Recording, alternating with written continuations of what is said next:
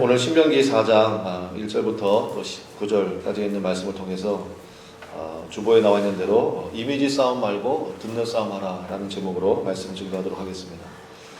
신앙은 말씀을 들음에서 이루어집니다. 그래서 믿음은 들음에서 나온다, 그런 얘기 들어보셨죠? 잘 들어야 된다, 듣는 싸움이다. 이게 사실은 신명기 전체의 주제입니다. 신명기 자체가 이제 이스라엘 그 성인식이 있거든요. 16살이 되면 성인식을 하는데, 성인식 할 때 외우는 암송 구절이 있어요. 그게 이제 신명기 6장입니다. 쉐마 이스라엘 이렇게 나오는 부분이거든요. 쉐마 이스라엘, 쉐마가 뭐냐면 들으라, 들으라 이스라엘. 그래서 신명기 전체의 주제가 말씀을 들으라, 그러니까 들으면 산다, 이겁니다. 특별히 오늘 4장에서도 그 얘기가 계속 나오거든요. 신명기가 뭐라고 그랬습니까? 신명기가 모세의 유언설교다 그랬죠. 사람이 죽기 전에 하는 말, 그거 되게 중요하잖아요. 그래서 이제 회고록을 쓸 때 우리 뭐 지금 그 전직 대통령이 뭐 회고록 쓰고 그랬는데, 지금 뭐 배드민턴도 열심히 잘 치신대요. 그런 분이 쓰는 건 별로 가치가 없어요.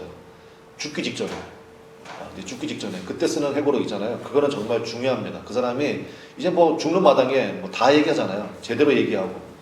그런 것들을 한번 살펴볼 필요가 있거든요. 그러니까 모세가 이거예요. 하나님이 너는 여기까지다 말씀하셨잖아요. 그래서 모세가 이제 마지막 3편의 설교를 했습니다. 모압 평지에서. 모압 평지가 어디냐면은 그 강만 건너면 여리고예요. 여리고. 첫 성이 여리고성이었잖아요.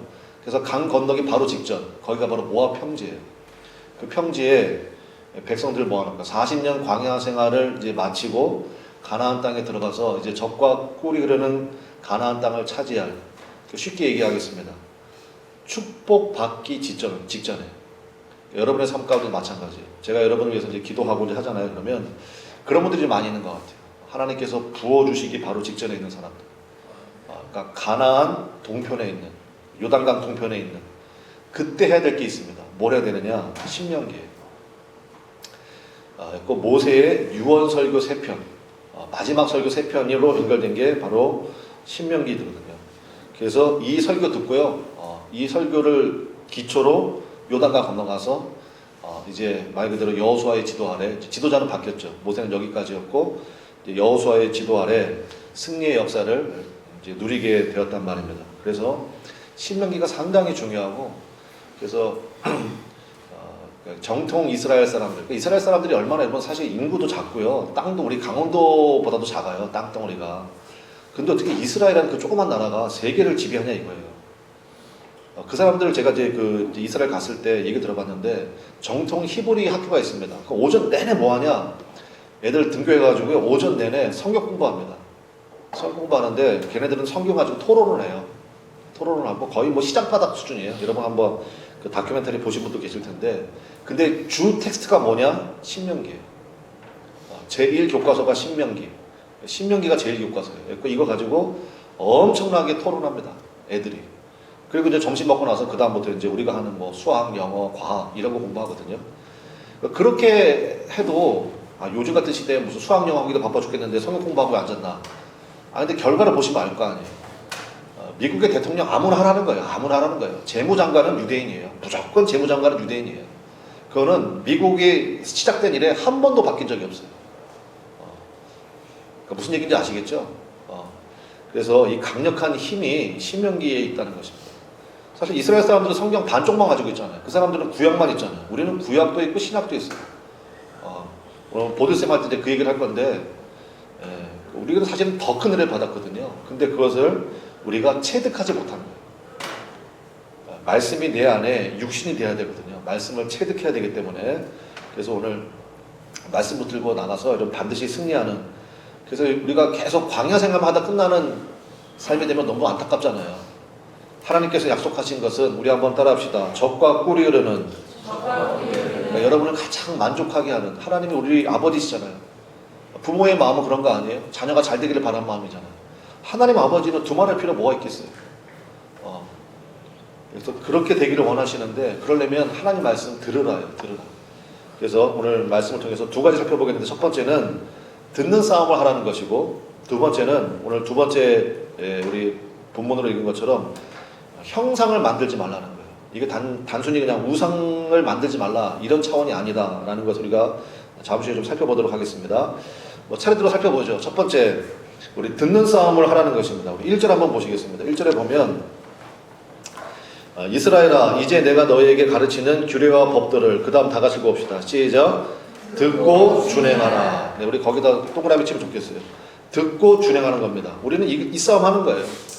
듣고 준행한다. 이것을 우리가 한마디로 뭐라 그럽니까? 청종이라고 합니다. 청종. 네. 들을 청자에 따를 종자예요. 그러니까 우리 예수 믿는 사람들은 뭐 하는 거냐? 듣는 걸 잘해야 돼요. 그리고 기도할 때 여러분, 하나님 제 귀에 복을 달라고. 그게 무슨 얘기예요? 잘 들을 수 있는 귀를 달라고. 예수님도 얘기했잖아요. 4가지 종류가 있다면서요. 그리고 25%만 좋은 밭이래요.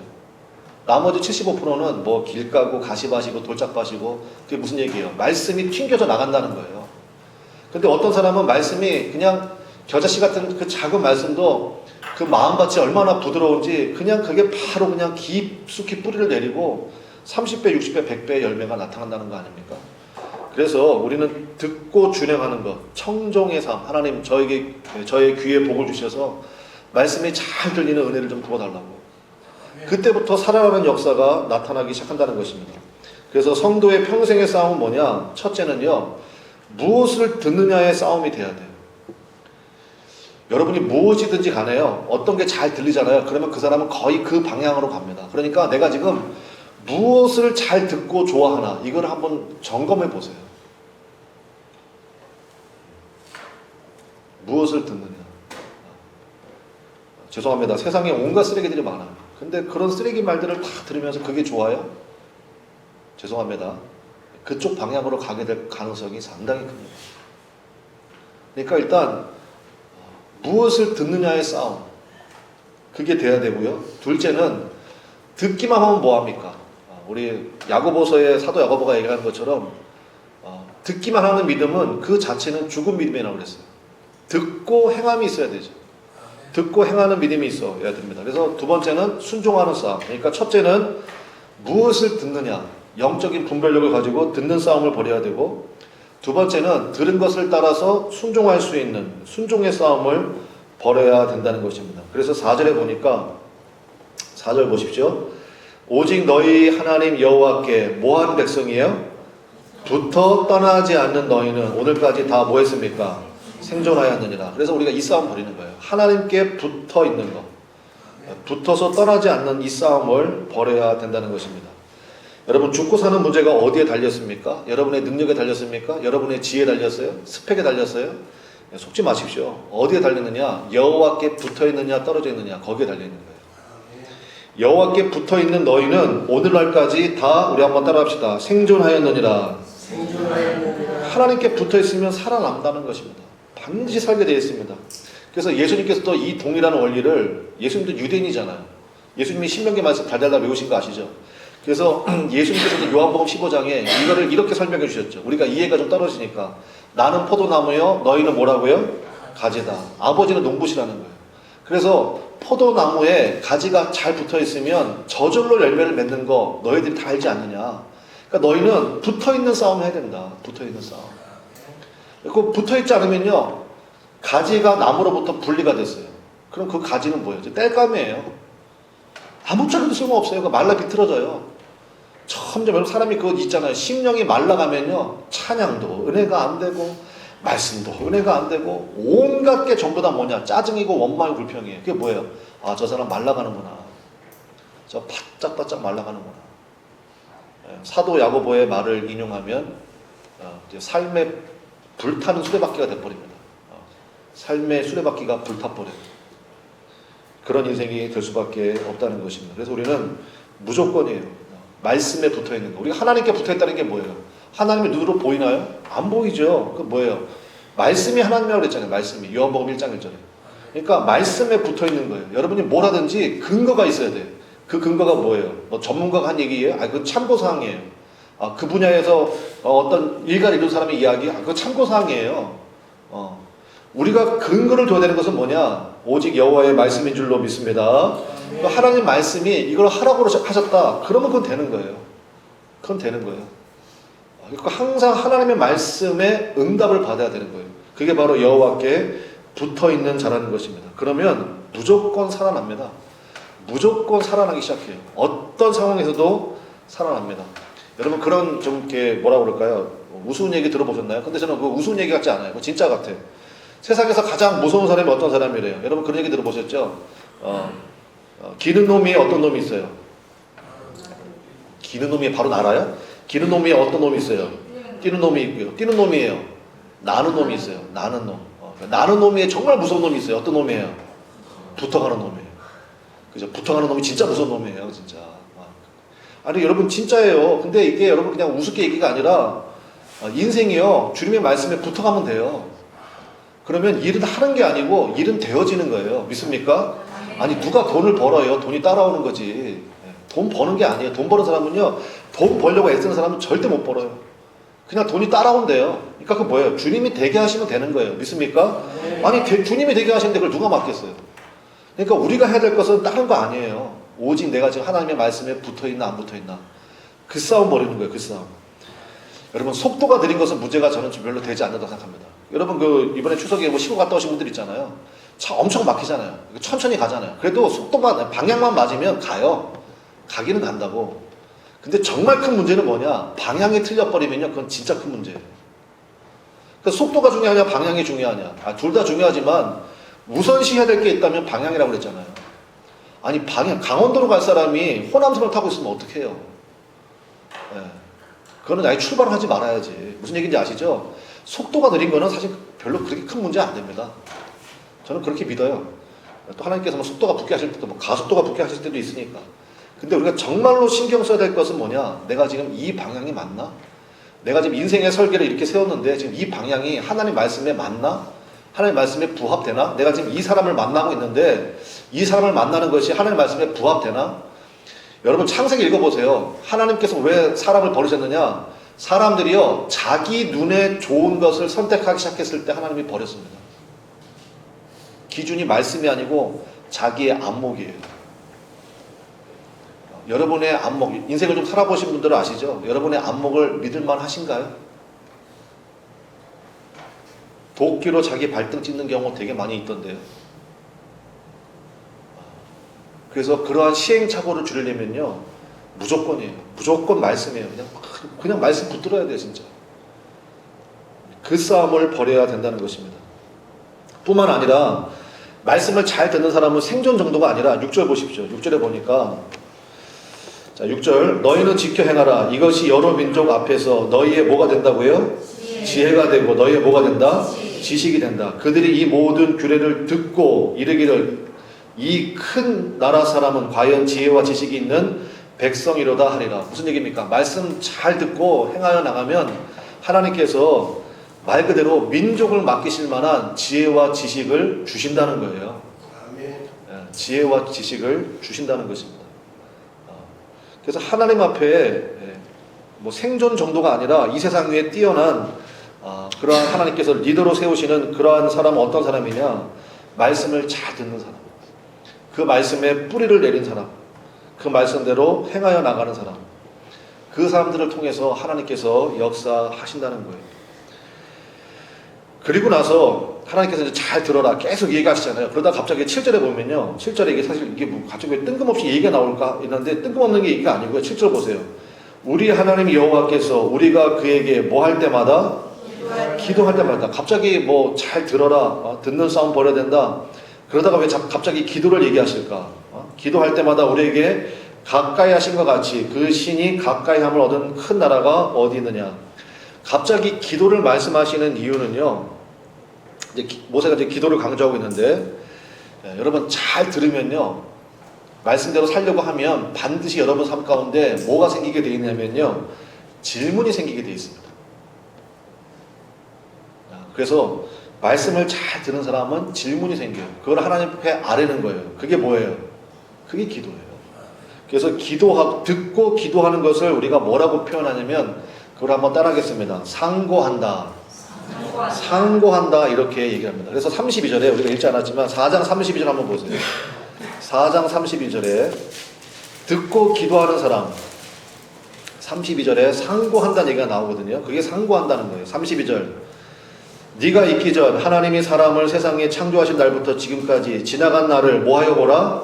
상고하여 보라. 하늘 이 끝에서 저 끝까지 이런 큰 일이 있었느냐?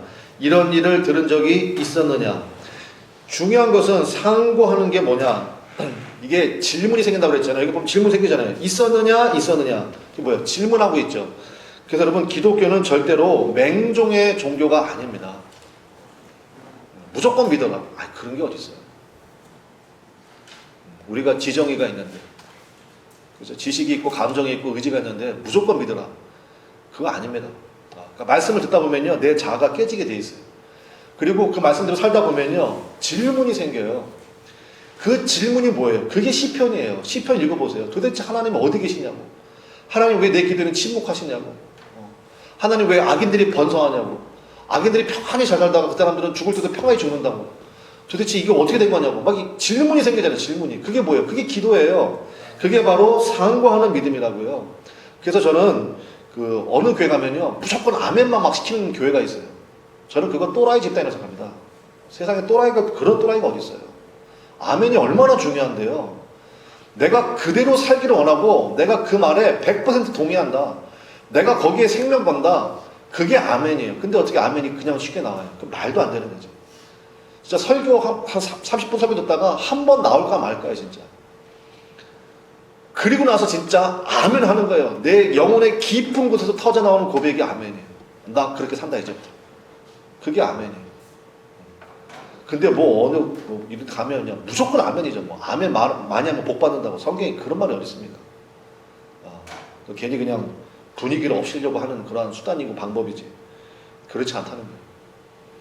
그래서 기독교는 절대로 생각이 없는 종교가 아니고 맹종의 종교가 아니에요. 꼭 깊게 묵상하고 생각해야 돼요. 그리고 질문이 생기잖아요. 그 질문을 가지고 주님 앞에 기도하는 거예요. 히스기야는 자기에게 온 편지를 놓고 기도하잖아요. 적이 보낸 내가 쳐들어갈 거야. 근데 도저히 사이즈가 상대가 안 돼요. 그 편지를 놓고 기도하잖아요. 그러니까 여러분도 마찬가지예요.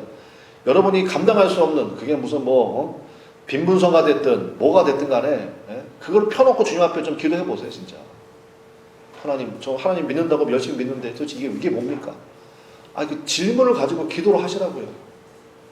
아니, 제일 바보 같은 기도가 뭐냐면요, 지금 그 사람의 사이즈는 그게 안 돼. 그런데 세계 평화를 위해서 기도하고, 그러면 주님이요, 야, 네 수준에 맞는 기도 좀 하면 안 되겠니? 이러신다고요. 그 기도를 하지 말라는 게 아니에요. 지금 내 삶에 생긴 그 문제가 있잖아요. 거기서부터 시작하는 거예요. 거기서부터. 그래야지 기도가 치열해지죠.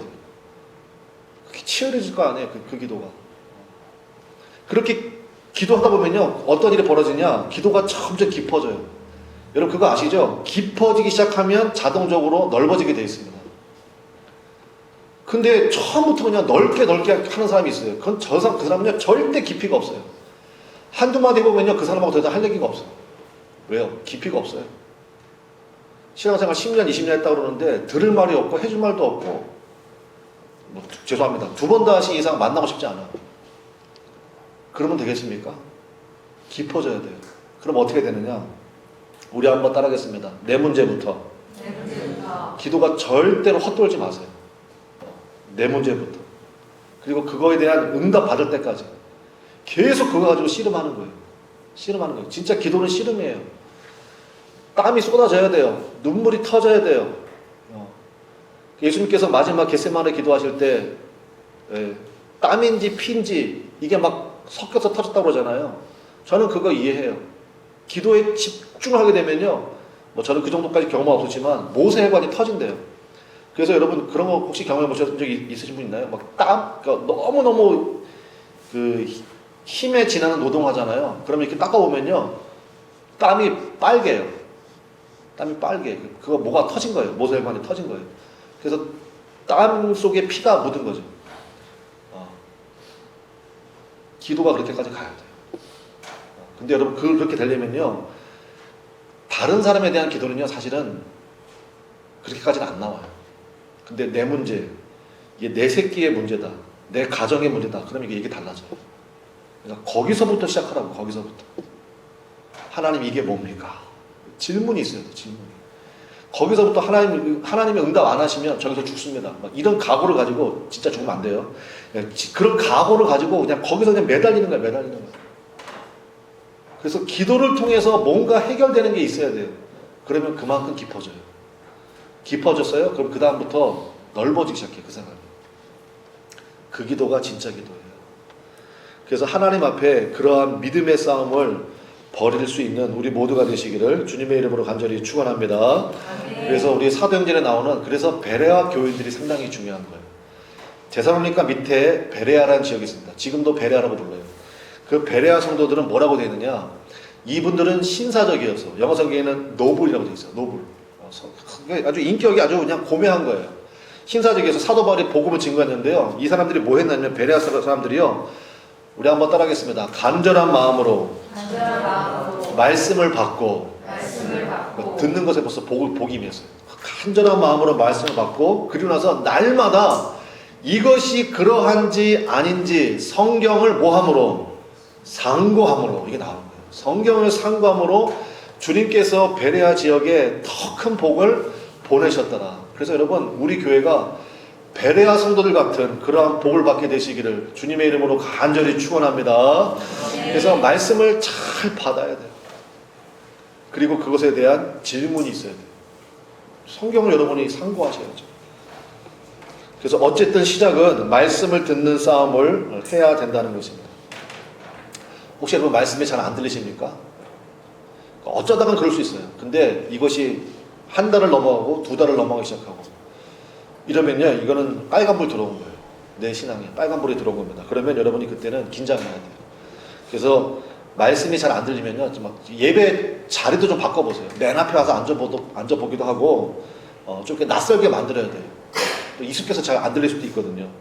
그리고 성경을 좀 많이 읽으십시오. 진짜예요. 하나님 말씀을 사랑해야죠. 이 말씀을 잘 읽어야죠. 예를 들어가지고 여러분 저는 일본말 저는 하나도 안 들어와요. 일본말. 왜냐면 저는 일본말을 하나도 몰라. 기역, 니은, 디귿도 모르고 아무것도 몰라요. 관심도 없어. 그러니까 일본말을 전혀 몰라요. 아리가또 고자이마스. 장모님 잘하시네. 아리가또 고자이마스. 그 다음에 오이시가 맛있다예요? 예, 우리 아들이 뭐 일본 갔다 오면서 뭐 오이시 이러더라고. 뭐 그 정도밖에 모르고 알고 싶지도 않아. 제 안에 일본말이 없기 때문에 일본말이 안 들리는 거예요. 근데 제가 영어를 좀 할 줄 알잖아요. 그러니까 영어는요 잘 들려요. 왜? 내 안에 영어가 있으니까. 여러분 안에 말씀이 없어서 말씀이 안 들릴 수도 있어요. 그러니까 말씀을 많이 읽어야 돼요. 그래서 말씀을 우리가 읽는다라고 표현하지 않고 먹는다라고 표현하잖아요. 그래서 여러분 개역 개정 성경이 좀 어렵다 그러신 분들은 쉬운 성경 읽으세요. 쉬운 성경도 좀 그렇다 그러면 메시지 성경 읽으세요. 그러니까 여러 버전들이 정말로 많이 나와 있어요. 그러니까 관심을 가지면 그게 다 보인다고요. 그럼 이제 내가 편한 것들을 읽는 거예요. 그냥 편안하게 읽는 거예요. 그래서 말씀이 잘 읽히도록. 제가 한번 말씀드렸죠. 제가 그 영어 성경 중에서 제가 깜짝 놀란 거는 초등학교 1, 2학년을 위한 성경이 있더라고요. 초등학교 아이들이 아는 단어가 700단어 정도 된대요. 700단어 가지고 신약 성경을 다 쓴 거예요. 그 목적이 뭐겠어요? 어떻게 해서든지 아이들의 성경을 읽도록 하는 거 아니에요. 그러니까 여러분 그 되는 거예요. 우리나라도 좀 그렇게 했으면 좋겠어요. 우리는 옛날부터 유교 경전 뭐 이런 좀 그 경전에 대한 좀 인식이 있어가지고 이거 뭐 한 글자도 바꾸면 안 된다. 그러려면 원문을 읽든지 원문을 읽는 게 아니면요 괜찮아요.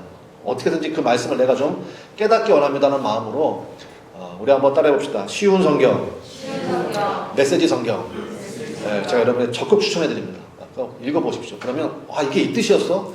쉽게 읽힌다고요. 그러다가 말씀을 들으면 아하 목사님이 한 얘기가 그 얘기구나 해가지고 이해가 빨리빨리 돼요. 내 안에 말씀이 있어야 돼요. 그래도 안 된다 그러면 그때는 금식 기도해야죠. 주님으로부터 떨어져 나간 가지는 말라 비틀어진다니까요. 그때는 금식 기도해야 되는 거예요. 그래서 첫 번째 듣는 싸움을 하라는 것이고, 두 번째 형상을 만들지 말라 이렇게 했습니다. 이걸 우상이라고 생각하면 우리 뭐 너무너무 이해가 쉽잖아요. 아니 우리 예수 믿는 사람 중에서 누가 뭐 불상을 뭐 만들거나 이런 사람이 누가 있겠어요? 아무도 없죠. 근데 이거는 이렇게 우리가 이해를 해야 돼요. 뭐냐면 이미지를 만들지 말라는 거예요. 그러니까 형상을 만들지 말라는 것은 이미지를 만들지 말라는 것입니다. 모든 종교는요 형상 즉 이미지를 앞세웁니다. 이게 무슨 얘기냐면 한번 예를 들어보세요. 예를 들어볼게요. 내면의 변화가 하나도 없어. 내면의 변화는 하나도 없어. 내 삶이 바뀐 거 아무것도 없는데 불상 앞에 가가지고 1000배를 할 수는 있어요, 없어요? 그건 있어요. 왜냐? 아니, 복 받는 게 목적이니까. 그러니까 내면의 변화 없이 이미지는 얼마든지 만들 수 있다는 거예요. 얼마든지 그거 만들 수 있습니다. 처음부터 목적이 내 소원 성취잖아요. 아니 1000배만 하면, 불상 앞에 1000배만 하면 네 손 하나 들어준다는데, 아니 그건 나도 하겠다. 그러니까 이방 종교는요 전혀 갈등이 없는 거예요. 전혀 갈등도 없고 충돌도 없고요, 회개가 없어요. 부처님 말씀하실 때 회개하라 들어보셨어요? 없어요. 없어. 거기는 그게 없어요. 자체가 없어요. 자체가 우상이기 때문에 그래요. 용한 점쟁이한테 가서 삶을 바꾸셔야 됩니다. 회개하십시오. 이런 얘기 들어봤어요? 나 이게 소원이 이건데요. 그러면 복채 내라 그러지. 들어줄 테니까. 그러니까 이미지, 모든 이방 종교는요 다 이미지예요. 그냥 이미지. 그러니까 주님께서 이거를 경계하신 거예요. 근데 무서운 것은 뭐냐면 교회 다니는 사람 중에서도 이미지 메이킹만 할 수 있다는 거예요. 예를 들어서 주일날 교회가 성령 찬송가 옆에 끼고 저처럼 양복 쫙 입고 옆에 딱 끼고 이러고 주일날 한 10시 반에 막 어디를 가. 누가 봐도 어디 가는 사람이에요. 교회 가서 저분 교회 다니는구나. 저분 매주 신실하게 교회 다녀. 저분 예수 잘 믿는 사람인가 봐. 그러면 그 사람의 뭐는 만들어진 거예요? 이미지는 만들어진 거예요. 주님이 이거 경계하신 거예요. 근데 그게 그 사람의 진짜 모습이에요. 말씀을 듣고 그 사람이 깨져야 될 거래요. 변화되는 모습이 나타나야 될 거래요. 가족 가운데 그 사람을 인정하는 사람이 있어야 될 거래요. 주님이 이거 얘기하신 거예요. 우리로 하여금 너희 불교 믿지 마라, 유교 믿지 마라, 제사장 앞에 절하지 마라, 이런 거 얘기하신 차원이 아니잖아요. 지금 모세가 마지막 설교한다고 그랬잖아요. 마지막 설교. 이미지 만들지 말라는 거예요. 이런 종교 행위는요 마치 그 행위로 인해서 내면의 변화가 일어난 것으로 착각을 불러일으킬 수 있다. 그러니까 거기에 속지 말라는 것입니다. 그래서 하나님께서 형상을 금지시킨 거예요. 그럼 목사님, 이미지는 안 중요합니까? 왜 안 중요합니까? 중요하죠. 근데 들으면서 순서가 있다는 거예요. 말씀을 들으면서 내 안에 충돌이 일어나야 돼요. 그래서 내가 주님 앞에, 말씀 앞에, 그걸 우리 옛날에 이렇게 표현했어요. 말씀 앞에 꼬꾸라졌다고, 말씀 앞에 부서졌다고.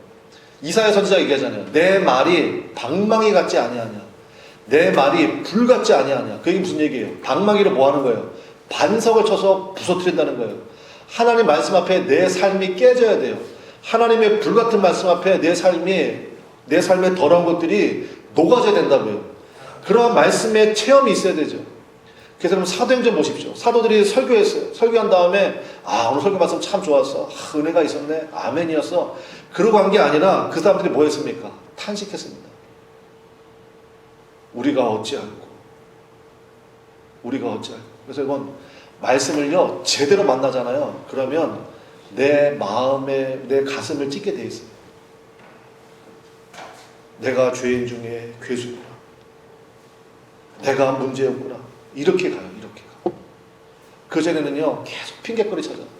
부모를 잘못 만났다, 우리나라가 환경이 안 좋다, 뭐가 안 좋다. 아담과 하하가 선악과 다 먹고 한 짓처럼 똑같은 짓을 하는 거예요.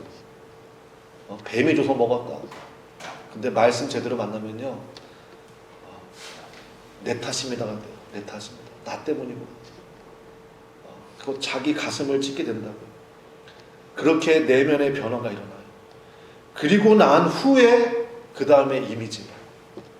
그건 뭐예요? 그걸 이머징이라고 그래요. 그거는 자연스럽게 배어 나오는 이미지. 여러분이 말하지 않아도 주위에서 여러분의 변화된 모습을 보고 질문, 소망에 관한 질문이 생겨야 돼요. 네, 소망에 관한 질문. 교회 다니시나 봐요. 어떻게 하셨어요? 아니, 말투가 다르세요. 교회 다니시나 봐요. 아니, 어떻게 하세요? 아니, 행동하시는 모습 자체가, 사람을 대하시는 모습 자체가 진심으로 느껴져요. 이게 이미지예요. 그게 진짜 이미지예요. 그런데 거꾸로 가는 경우가 너무 많다는 거예요. 그래서 주위 사람들이 뭐라 그래요? 하여튼 예수 믿는 것들이 더 한다고. 그거 뭐예요? 이미지에 속았다 그 얘기 아니에요? 안 된다. 하나님이 그래서 이거를 십계명에도 나오잖아요. 이미지 싸움이 아니라 내면의 변화. 말씀에 적용을 하고 말씀 마치겠습니다. 내면의 변화가 없으면 말씀이 들어오질 않습니다. 그러니까 쉽게 말해서 기억이 하나도 안 나요. 기억이 안 나니까 적용도 할 것도 없고 질문도 없습니다. 그럼 인생의 삶에 갈등도 안 생겨요. 그래서 사실은요, 말씀 듣고 나갈 때마다 조금 마음에, 죄송합니다, 무거운 짐이 좀 있어야 돼요. 오늘 말씀을 들었어요. 근데 목사님 말씀, 선포된 말씀이 정말 하나님 말씀 같아요. 그럼 나 이제 어떻게 해야 되지? 이런 마음이 있어야 돼요. 한편으로. 그러한 갈등이 있어야 돼요. 그래서 우리가 어찌할꼬? 이런 탄식. 그때 주 예수를 믿으라. 그리하면 너와 내 집이 구원을 받으리라. 회개하고 세례를 받으라. 그러면 성령의 선물을 받으리라. 이런 축복의 약속의 말씀이 있잖아요. 그래서 주님 앞에 회개하고 지난주에 말씀드린 처럼 속사람이 원하는 것을 순종하기 시작하면 주님께서 주시는 귀하고 놀라운 은혜를 만나게 된다는 것입니다. 그래서 순서로 좀 말씀을 드릴게요. 먼저 여러분 속에 말씀이 있으시기를 주님의 이름으로 간절히 축원합니다. 말씀이 있으면요, 두 번째, 말씀이 내 안에 들리기 시작해요. 말씀이 들리고 그러면 이제 은혜가 됩니다. 그리고 순종하고픈 마음이 생겨요. 순종하기 시작하면 그때부터 참된 축복을 맛봅니다. 일이 되어지고 하나님이 역사하신다라는 것들을 느끼기 시작해요. 그러면 말씀을 더 사모하게 됩니다. 더 간절해져요. 그러면 선순환이 생기기 시작하죠. 변화의 동력이 나타납니다. 그러면 여러분도 모르는 사이에 여러분이 주님을 닮아가요. 그래서 우리가 크리스천 이렇게 부르잖아요. 크리스천. 그리스도를 닮은 사람, 이 뜻이에요. 원문의 뜻이. 예수님을 닮아가는 거예요. 예수님을 닮아가는 거예요. 그래서 주만 바라볼지라. 옛날에 그 큰바의 얼굴, 뭐 그런 소설도 있었는데 계속 바라보면요, 그 사람 닮아가는 거예요. 그 사람 닮아가는 거예요. 그래서 주님만 바라보는데 정말 예수님 닮아가야죠. 그런 모습이 하나 둘씩 나와야 된다는 거예요. 말씀의 결론 맺겠습니다. 저 결론은 이렇게 좀 매듭을 좀 짓고 싶습니다. 우리 한번 좀 따라하겠습니다. 듣든지 들려주든지. 예. 예수님께서 말씀하셨거든요. 주는 자가 복이 있다고. 그래서 여러분 작은 말씀이라도요, 여러분이 오늘 말씀 들으면서 아멘이 됐던 그런 부분이 있다면 그런 부분들을 주위 사람들에게 열심히 들려주시기 바라요. 왜냐하면 해보시고들 아실 텐데 가르치는 사람이 제일 많이 배웁니다. 가르치는 사람. 그러니까 내가 뭘 좀 알아. 그래서 그걸 가르치잖아요. 가르치는 사람이 제일 많이 배우게 돼 있어요. 그러니까 그래서 주는 자가 보겠다는 얘기가 그 얘기예요. 그러니까 말씀을 줄 때 그걸 잘 포장해서 예수 천당 불신지옥 그런 얘기 하지 말고요. 그런 얘기 하면 사람들이 그냥 보자마자 혐오감을 느끼잖아요. 아니 그 좋은 말씀을 왜 그렇게 전해요? 그래서 주신 좋은 말씀, 은혜의 말씀을 그분이 잘 들을 수 있도록 아주 섬세하게, 친절하게 잘 증거하다 보면 내 안에 그 말씀이 내 것이 됐고 말씀이 강화가 된단 말입니다. 예수님이 이게 너무 염려가 되셨습니다. 그래가지고 예수님이 이렇게 말씀하셨거든요. 마태복음에도 나오고 요한복음에도 나오고 누가복음에도 나오는데 예수님이 무슨 말씀하셨냐면은 얘들아, 말씀을 듣고 잘 준행하면 그 사람은 마치 반석 위에 집을 지은 사람과 같다. 그런데 말씀을 듣기는 잘 들었는데 그대로 살지 않는 사람은 무엇 위에 집을 지은 사람 같대요? 모래 위에 집을 지은 사람. 사상누각이에요. 사상누각. 모래 위에 집을 지은 사람과 같아서 큰 풍랑이 일 때 여기서 우리가 깨달을 게 있죠. 말씀을 듣고 준행하는 사람이나 모래 위에 말씀을 듣고 준행하지 않는 사람이나 풍랑은 다 만나요.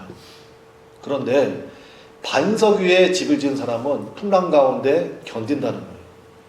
버틴다는 거예요.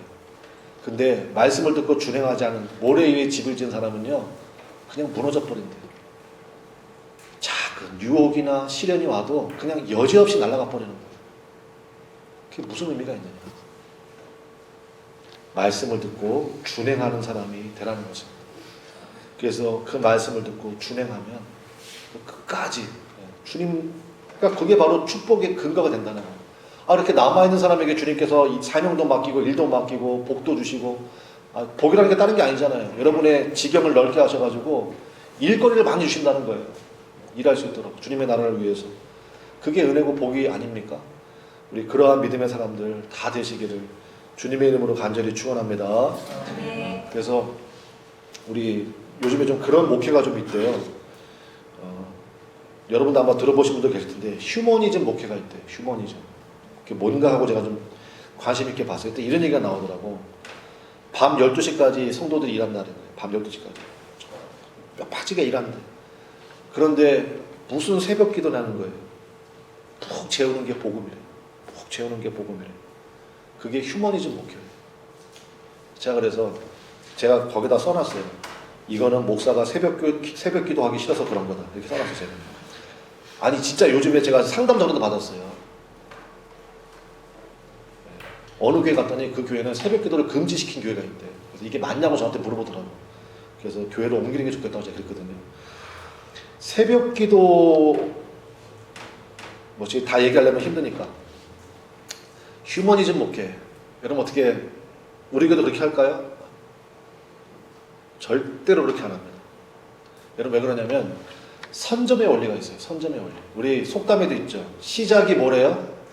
시작이 반이다. 여러분 아침에 알아요. 힘들고 어려운 새벽 기도 할 만한 형편과 사정이 도저히 안 된다는 거 압니다. 근데 이 말씀도 여러분 가운데 갈등이 되시길 바라요. 내가 새벽 기도에 제대로 한번 쌓아보겠다. 그럼 여러분 포기해야 될 게 되게 많이 생길 거예요. 근데 말씀 붙들고 가는 거잖아요. 그래서 새벽에 나와서 말씀 듣고 기도하고 그러면요 모르게 몰라도 오후 2시 3시까지는 그 은혜로 갈 거예요. 그 은혜로 쭉 흘러갈 거라고. 선점의 원리가 있어요. 선점의 원리가. 그래서 새벽 기도가 상당히 중요해요. 저는 어떤 분이 저한테 얘기하더라고요. 목사님 설교는 기승전 새벽 기도래. 아니 그 정도로 제가 강조하고 싶어요 진짜. 그래서 제 스스로도 새벽 기도 말씀도 전 열심히 준비합니다. 제 나름대로는 열심히 준비해요. 그래서 여러분 좀 많이 들어주시길 바라고, 그래서 여러분 한번 도전해 보십시오. 하나님 앞에 그러한 믿음으로 한번 나가보겠다. 그래서 버틀림이 생기고 반드시 승리하게 하시는 하나님의 귀하고 놀라운 은혜를 우리 모두가 만나게 되시기를 주님의 이름으로 간절히 축원합니다. 그래서 휴머니즘 목회가 아니라 말씀 중심의 목회, 말씀 중심의 사람이 되셔야 되겠죠. 우리 교회가 말씀으로 든든히 서는 그런 교회 되기를 주님의 이름으로 간절히 축원하고 여러분 모든 삶 가운데 그런 은혜가 임하기를 간절히 축복합니다.